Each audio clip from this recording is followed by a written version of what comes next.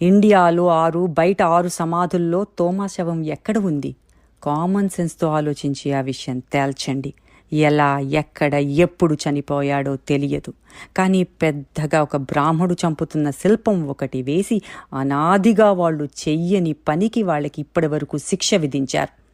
ఏదైనా అడిగితే చాలు, వంకలేని ప్రతిసారి మనువాద బ్రాహ్మణ అంటూ ఊగిపోయి అరిస్తే రాసిన తప్పులన్నీ, కూసిన దేశద్రోహ కూతలన్నీ కప్పుకోవడానికి వచ్చిన ఆవు కథల నోటికి ముంత, ముడ్డికి చీపురు అంటూ మాట్లాడితే ఏం మాట్లాడాలో తెలియక మౌనంగా అయిపోతామని భ్రమపడుతున్నారా?